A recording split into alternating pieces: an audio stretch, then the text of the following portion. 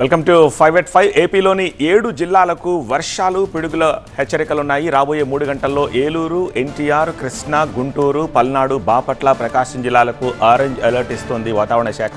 వర్షాలతో పాటు ఈదురు గాలులు కూడా భీకరంగా ఉంటాయని విపత్తు నివారణ సంస్థ హెచ్చరిస్తోంది. చాలా చోట్ల పిడుగులు పడే అవకాశం ఉందని అధికారులు చెప్తున్నారు. చెట్ల కింద, హోర్డింగ్స్ కింద ఎట్టి పరిస్థితుల్లోనూ నిలబడవద్దని సూచిస్తున్నారు. పొలాల్లో ఉన్న రైతులు, కూలీలు సేఫ్ ప్లేస్లోకి వెళ్లాలని సూచిస్తున్నారు.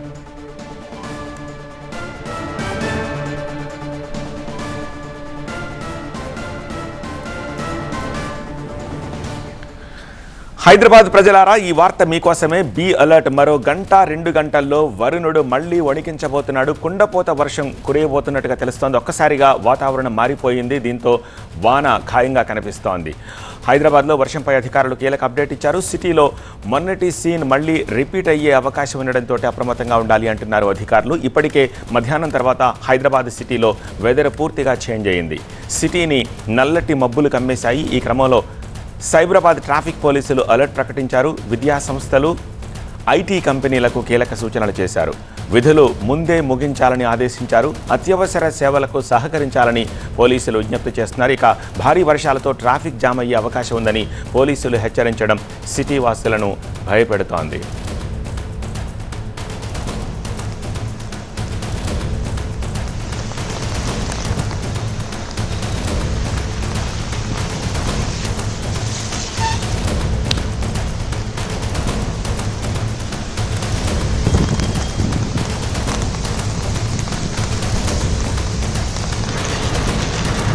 హైదరాబాద్లో వర్షంపై అధికారులు కీలక అప్డేట్ ఇస్తున్నారు. సిటీలో మొన్నటి సీన్ మళ్లీ రిపీట్ అయ్యే అవకాశం ఉండడంతో అప్రమత్తంగా ఉండాలని హెచ్చరిస్తున్నారు.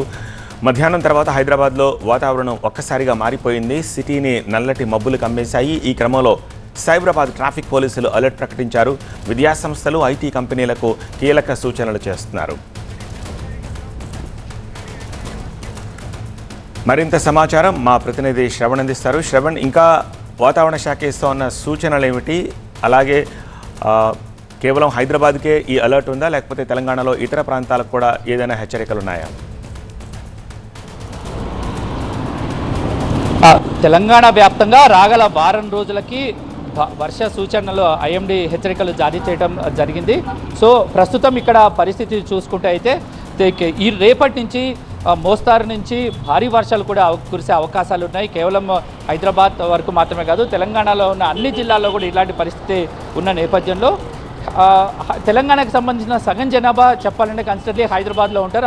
అందులో అత్యంత ట్రాఫిక్ రద్దీ, ట్రాఫిక్ సాంద్రత, వెహికల్స్ మూవ్మెంట్ ఉండే ప్రాంతము హైటెక్ సిటీ. మొన్న 9వ తారీఖు పుడిన భారీ వర్షానికి ఒక్కసారిగా ట్రాఫిక్ జామ్ అవ్వటము, ప్రయాణికులు తీవ్ర ఇబ్బంది పడ్డ నేపథ్యంలో కూడా ప్రభుత్వం ముఖ్యమంత్రి స్థాయిలో మళ్ళీ దాని మీద సమీక్ష నిర్వహించిన నేపథ్యంలో ఈరోజు ఐఎండీ హెచ్చరికలు జారీ చేసింది.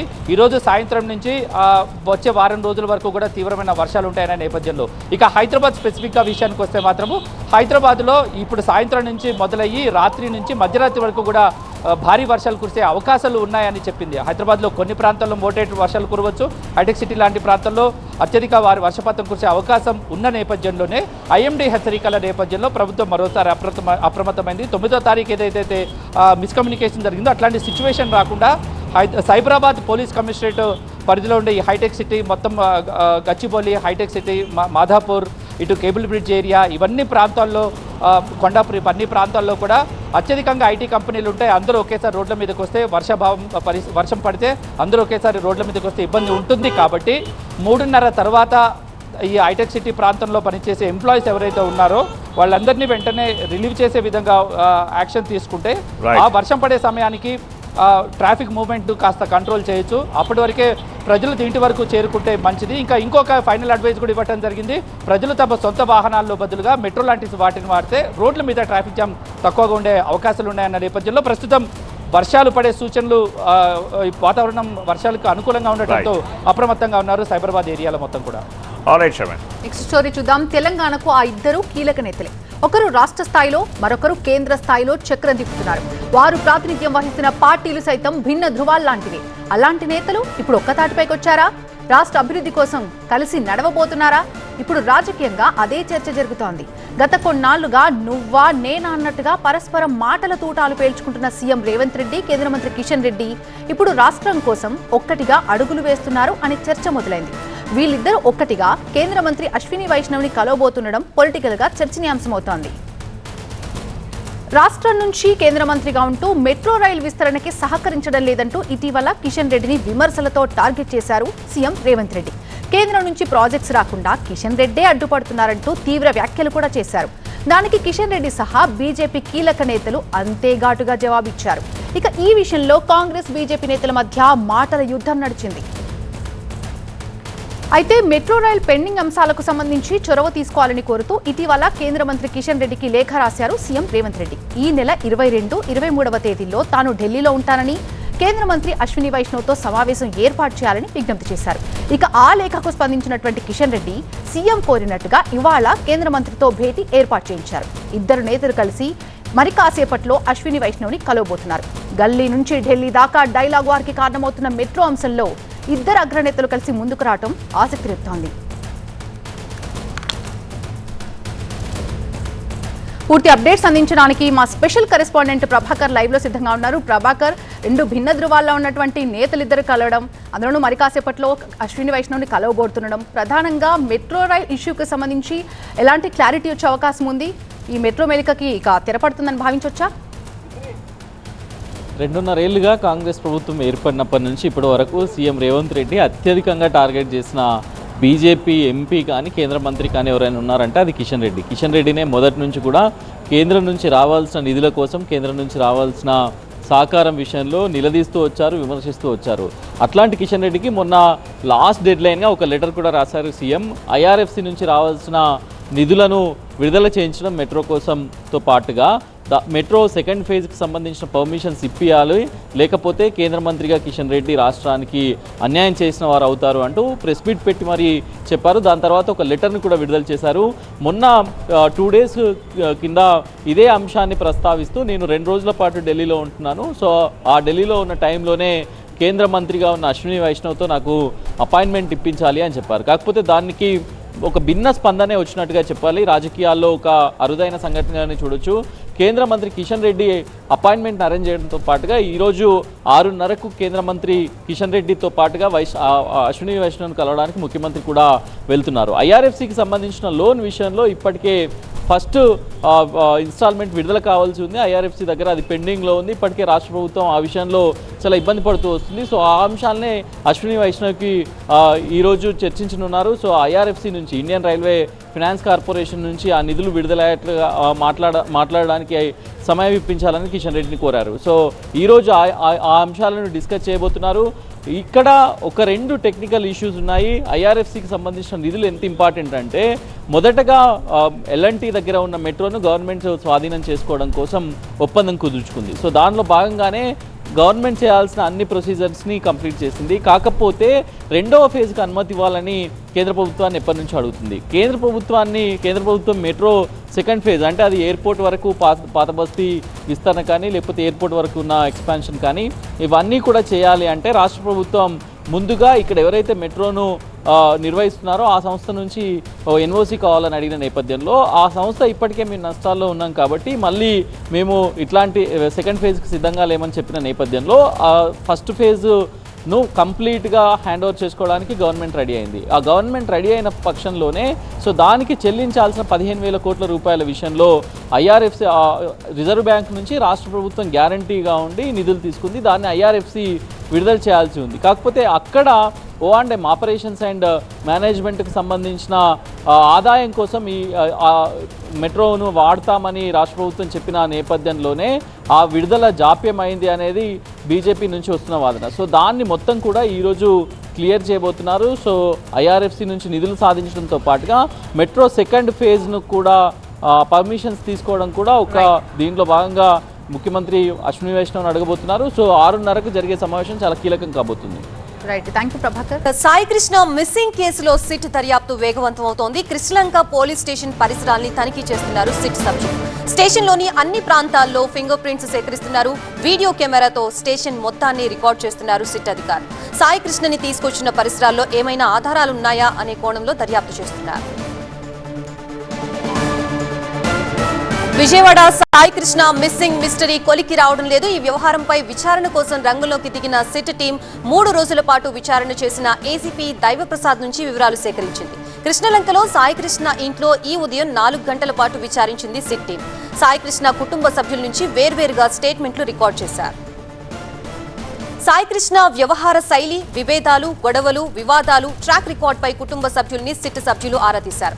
ఘటనకి ముందు తర్వాత జరిగిన పరిణామాలపై కూడా పూర్తి స్థాయిలో సమాచారాన్ని సేకరించారు సిట్ అధికారులు. చివరిసారిగా సాయి కృష్ణతో ఎవరు ఎప్పుడు మాట్లాడారు అనే వివరాలు సేకరించారు. ఇప్పటికే నమోదైన సాక్ష్యాలతో కుటుంబ సభ్యుల వాంగ్మూలాల్ని సరిపోల్చారు. ఘటనకి సంబంధించి పత్రాలు, ఆధారాలు ఉంటే అప్పగించాలని కోరారు. సాయి కృష్ణ నివాసం నుండి పోలీస్ కమాండ్ కంట్రోల్ రూమ్ కి వెళ్లారు సిట్ అధికారులు. ఘటన జరిగిన రోజు నమోదైన కాల్ రికార్డ్స్ ని పరిశీలించారు. పోలీస్ వైర్లెస్ కమ్యూనికేషన్ వివరాలు సేకరించారు. Control room log books, duty records తనిఖీలు చేశారు. Command control centre CC footage పరిశీలించిన సిట్ టీం ఘటన సమయానికి పోలీసుల కదలికలపై సమాచారం సేకరించారు. సాయి కృష్ణ మిస్సింగ్ కేసులో కమిషనర్ హస్తం ఉందని ఆరోపించారు మాజీ మంత్రి అంబటి రాంబాబు. పోలీసులు నేరం చేసి పోలీసులే విచారణ చేస్తే న్యాయం ఎలా జరుగుతుందని ప్రశ్నించారు. సీఐ నాగరాజుని విచారిస్తే ఈ కేసు వెనుక ఉన్న పెద్ద వ్యక్తులు బయటకొస్తారని, అందుకే తాము సిబిఐ విచారణకి డిమాండ్ చేస్తున్నామని తెలిపారు. సాయి కృష్ణ మార్కాపురం నుంచి ఎవరు తీసుకొచ్చారు? నాగరాజులు తీసుకొచ్చాడా? మాకు అందుతున్న సమాచారం మేరకు టాస్క్ ఫోర్స్ వెళ్ళి తీసుకొచ్చింది. టాస్క్ ఫోర్స్ ఎందుకు వెళ్లాల్సి వచ్చింది? టాస్క్ ఫోర్స్ ఎవరి ఆధీనంలో ఉంటుంది? నాగరాజు ఆధీనంలో ఉండదు. కృష్ణలంక పోలీస్ స్టేషన్ ఆధీనంలో ఉండదు. సాక్షాత్తు కమిషనర్ ఆధీనంలో ఉంటుంది, ఆయన ఆధ్వర్యంలో ఉంటుంది. కమిషనర్ గారి ఆదేశాలు లేకోకుండా టాస్క్ ఫోర్స్ ఒక అడుగు కూడా ముందుకు వేయదు. టాస్క్ ఫోర్స్ వెళ్ళి కమిషనర్ ఆదేశం మేరకు మార్కాపురంలో ఉండి ఎక్కడో ఒక చిన్న ఉద్యోగం బాయ్గా చేసుకుంటున్నటువంటి వ్యక్తిని తీసుకొచ్చి హింసించి చంపారు అంటే దీని వెనుక చాలా పెద్ద కథ ఉన్నది అనేటువంటి ప్రచారం జరుగుతుంది. కానీ నోరు విప్పేటటువంటి పరిస్థితి ఇవాళ లేదు. దీనికి బాధ్యత వహించవలసిన మొట్టమొదటి వ్యక్తి కమిషనర్ ఆఫ్ పోలీస్ విజయవాడ. ఇదే అంశానికి సంబంధించి మనకి పూర్తి అప్డేట్స్ అందించడానికి మా ప్రతినిధి వసంత్ సిద్ధంగా ఉన్నారు. వసంత్, సిట్ హ్యాండ్ ఓవర్ చేసుకున్న తర్వాత ఫస్ట్ డే ఇన్వెస్టిగేషన్ ఎలా జరిగింది? ఏమైనా క్లూస్ దొరికా?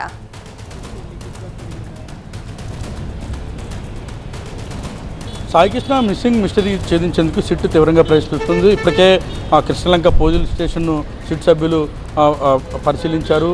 ఇటు కృష్ణలంక పోలీస్ స్టేషన్లో ఉన్నటువంటి సీసీ ఫుటేజ్లతో పాటుగా కృష్ణలంక పోలీస్ స్టేషన్ పరిసర ప్రాంతాలను మొత్తాన్ని కూడా క్షుణ్ణంగా తనిఖీలు చేసి పరిశీలించి పూర్తిగా ఫోరెన్సిక్ బృందాలను పిలిపించి మరి ఆయా ప్రాంతాల్లో శాంపిల్స్, అలాగే టెక్నికల్ ఎవిడెన్స్, సైంటిఫిక్ ఎవిడెన్స్ కూడా చూస్తూ ఉన్నారు. అలాగే ఫింగర్ ప్రింట్స్ కూడా తీసుకునే ప్రయత్నం కూడా చేస్తూ ఉన్నారు. నిన్న కూడా task force ADCP Latha Kumar ఇచ్చిన స్టేట్మెంట్ ఆధారంగా కూడా మరికొంతమంది సిబ్బందిని విచారించేందుకైతే సిట్ సిద్ధమవుతోంది. ఇప్పటికే సిట్ సభ్యులుగా ఉన్నటువంటి సుధాకర్ బాబు, ఏలూరు ఎస్పీగా ఉన్నటువంటి నయీం అస్మి, అలాగే ఇటు అమిత్ బర్దర్ ముగ్గురు కూడా ప్రస్తుతం కృష్ణలంక పోలీస్ స్టేషన్లో ఉన్నారు.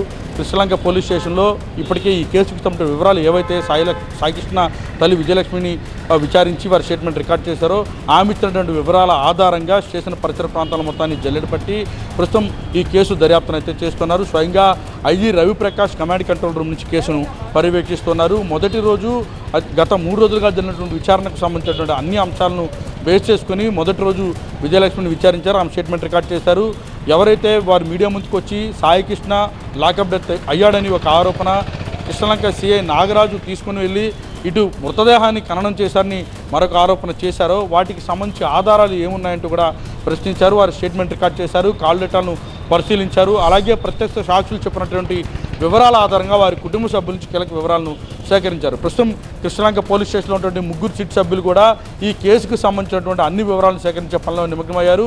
ఈ కేసుని త్వరితగతిన కొలికి తీసుకొచ్చే ప్రయత్నం కూడా చేస్తూ ఉన్నారు. Right, thank you Vasanth. Nirmal జిల్లా బాసర IIIT క్యాంపస్ మరోసారి వివాదాలకు కేర్ ఆఫ్ గా మారింది. ఎప్పుడు ఏదో ఒక సమస్యతో వార్తల్లో నిలిచే IIIT ఇప్పుడు యాజమాన్యం తీసుకున్న మరో నిర్ణయంతో కూడా మళ్లీ తెరపైకి వచ్చింది. బాసర IIITలో సెల్ ఫోన్ వాడకంపై ఆంక్షలు విధిస్తూ సర్క్యులర్ జారీ చేయడం విద్యార్థుల ఆగ్రహానికి కారణమవుతోంది. ఇకపై IIIT క్యాంపస్లోని పలు ప్రాంతాల్లో విద్యార్థులు సెల్ ఫోన్స్ వాడకూడదు అంటూ ఆంక్షలు విధించడం రచ్చరేపుతోంది. ప్రధానంగా academic buildings, class rooms, labs, seminar halls, examination halls, exam related కార్యకలాపాలు, అలాగే మెస్, క్యాంటీన్లో, లైబ్రరీ పరిసరాలు ఈ అన్ని ప్రాంతాల్లోకి మొబైల్ ఫోన్స్ తీసుకురావద్దు అంటూ స్టూడెంట్ వెల్ఫేర్ ఆఫీసర్ పేరుతో సర్క్యులర్ జారీ చేశారు అధికారులు. ఇక వారం రోజుల క్రితం IIIT మెస్లో వడ్డించిన భోజనంలో బొద్దింక వచ్చింది అంటూ కొంతమంది విద్యార్థులు వీడియో షేర్ చేశారు. దీంతో బాసర IIITలో ఫుడ్ క్వాలిటీపై మరోసారి విమర్శలు వ్యక్తమయ్యాయి. ఈ ఘటనపై 7 విద్యార్థుల్ని యాజమాన్యం విచారించింది కూడా. ఈ క్రమంలోనే ఇప్పుడు IIIT క్యాంపస్లోని పలు ప్రాంతాల్లో సెల్ ఫోన్ వాడకంపై నిషేధం విధించడం చర్చకు దారితీస్తోంది. క్యాంపస్ అధికారుల తీరుపై విద్యార్థి సంఘాలు తీవ్ర ఆగ్రహం వ్యక్తం చేస్తున్నాయి. ప్రతినిధి నరేష్ మరింత సమాచారం అందిస్తారు. నరేష్, ప్రధానంగా పలు ప్రాంతాల్లో క్యాంపస్ లోపల చెప్పిన డెసిగ్నేటెడ్ ఏరియాస్లో సెల్ ఫోన్ వాడకాన్ని నిషేధించడం వెనక యాజమాన్యం ఎలాంటి కారణం చెప్తోంది? బాసర IIIT విద్యార్థులను కాక్రోచ్ వెంటాడుతుంది. ఇప్పుడు ఈ కాక్రోచ్ కారణంగా బాసర IIIT విద్యార్థులకు స్వేచ్ఛ లేకుండా పోయింది. అవును, ఇది నిజమే. ఇప్పుడు సర్క్యులర్ కూడా జారీ అయింది. బొద్దింక రావడం కారణంగా మెస్ నిర్వాహకుల మీద చర్యలు తీసుకోవాల్సింది పోయి మెస్లోకి వస్తున్న విద్యార్థులు ఫోన్లతో రావడం కారణంగానే ఈ అల్పాహారంలో బొద్దింక వచ్చిన ఘటన బయటకు లీక్ అయిందన్న కారణంగా యాజమాన్యం ఒక సర్క్యులర్ విడుదల చేసింది. ఈ సర్కిల్లో మెస్లోకి వస్తున్న విద్యార్థులు ఫోన్లు తీసుకొని రావద్దు, ఒకవేళ ఫోన్లతోనే వస్తే భోజనం పెట్టేది లేదంటూ కూడా సర్క్యులర్ ఇప్పటికే వివాదాస్పదం అవుతుంది. దీనిపై అనేక ఆరోపణలు వ్యక్తమవుతున్నాయి. విద్యార్థి సంఘాల నుంచి డిమాండ్లు వ్యక్తమవుతున్నాయి. అసలు ఈ సర్క్యులర్ ఎందుకు జారీ చేశారనేది యాజమాన్యం సమాధానం ఇవ్వాలంటూ కూడా చెప్తున్న పరిస్థితి. 2022 నుంచి ఇలాంటి ఆంక్షలే కొనసాగుతున్నాయి. గతంలో 2022లో శాంతియుతంగా దాదాపుగా నెల రోజుల పాటు ఉద్యమం చేసిన విద్యార్థుల మీద ఇప్పటికీ కేసులు నమోదయ్యాయి. ఆ కేసుల చట్టం నుంచి బయటకి రాలేకపోతున్నారు. మరోవైపు 2022 నుంచి విడతల వారీగా బాసర IIITలో ఆంక్షలు అమలవుతున్నాయి. ఈ ఆంక్షల్లో ప్రధానంగా అకాడమిక్కి సంబంధించిన భవనాల వద్ద విద్యార్థులు ఫోన్లు వాడకూడదు, ఇటు ల్యాబ్లకు సంబంధించి, లైబ్రరీలకి సంబంధించి బయట వెళ్తున్న సమయంలో కూడా ఫోన్లు వాడకూడదంటూ కఠిన ఆంక్షలు అమలవుతున్నాయి. 2022 నుంచి 2026 వరకు దాదాపు 4 సంవత్సరాల కాలంలో బాసర IIITలోకి మీడియాను కూడా ఎంట్రీ చేయకుండా ఆంక్షలు అమలు చేస్తున్నారు. విద్యార్థుల తల్లిదండ్రులతో మాట్లాడాల్సిన పరిస్థితుల నేపథ్యంలో కూడా కఠిన ఆంక్షలు అమలవుతున్నాయి. మెస్కు సంబంధించిన ఏరియాల్లోకి ఫోన్లు తీసుకురాకూడదు, భోజనం చేయాలంటే, భోజనశాలలోకి రావాలంటే విద్యార్థులు ఫోన్ లేకుండానే రావాలంటూ కూడా ఆంక్షలు అమలవుతున్నాయి. ఈ ఆంక్షల మీద ఇటు విద్యార్థి సంఘాలకు సంబంధించిన నాయకులు పెద్ద ఎత్తున డిమాండ్లు చేస్తున్నారు. వెంటనే ఈ సర్కిల్ను రద్దు చేయాలన్న డిమాండ్లు కూడా వ్యక్తమవుతున్నాయి. మరోవైపు బాసర IIIT విద్యార్థుల్లో కూడా భయాందోళనలు కంటిన్యూ అవుతున్న పరిస్థితి కనిపిస్తున్నాయి. ఈ ఆంక్షల చట్రంలో, బందీకానంలో మేము ఎన్ని రోజులు మగ్గిపోవాలంటూ కూడా విద్యార్థులు ఆవేదన వ్యక్తం చేస్తున్నారు. Right, thank you Naresh.